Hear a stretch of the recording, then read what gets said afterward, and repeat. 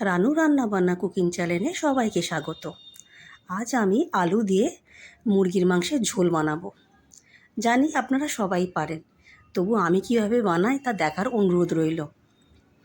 আমি এখানে 1 কিলো মুরগির মাংস নিয়েছি, 3টে বড় সাইজের আলুকে কেটে নিয়েছি, আর নিয়েছি 2টো পেঁয়াজ।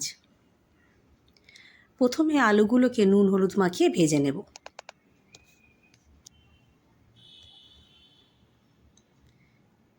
বেশি ভাজার দরকার নেই, হালকা করে ভেজে নেব।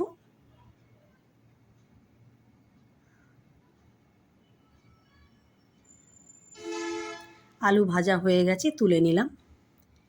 এবার নুন হলুদ মাখানো মুরগির মাংসগুলো ভেজে নেব।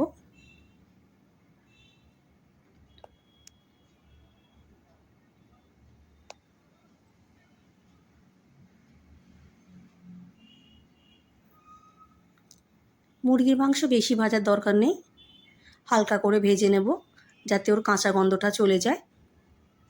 বেশি কড়া করে ভাজলে মাংস শক্ত হয়ে যায়।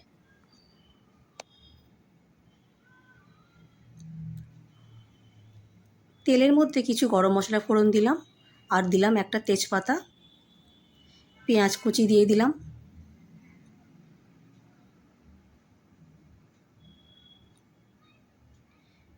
পেঁয়াজ লাল লাল করে ভেজে নিয়েছি। এবার দেব 2 চামচ আদা বাটা, 2 চামচ রসুন বাটা,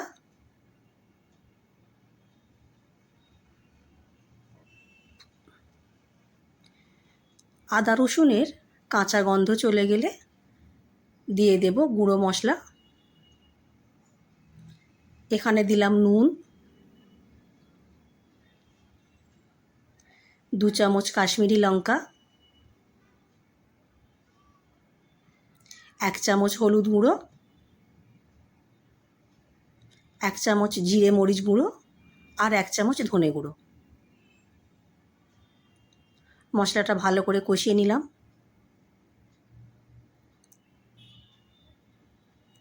এরপর এতে দিয়ে দিলাম একটা টুকরো করে রাখা টমেটো।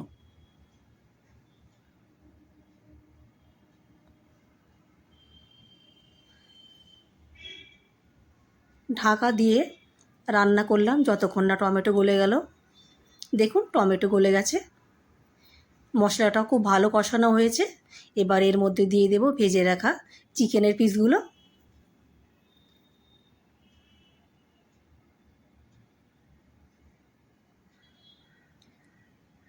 ভালোভাবে নাড়াচাড়া করে নিতে হবে।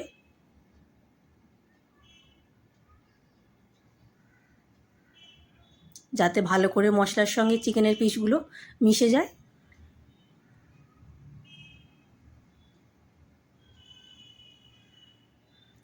গ্যাসের আঁচ কমিয়ে ঢাকা দিয়ে 5 মিনিট রান্না করব। 5 মিনিট পর দেখুন চিকেন কত সুন্দর কষানো হয়ে গেছে। এরপর এর মধ্যে দিয়ে দেব ভেজে রাখা আলু।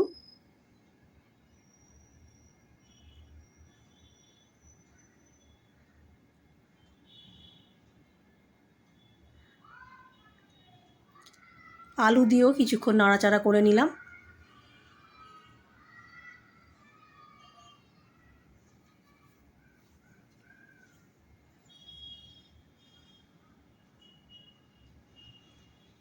সব কিছু ভালো করে কষানো হয়ে গেছে। এবার ঢেলে দেব পরিমাণ মতো গরম জল।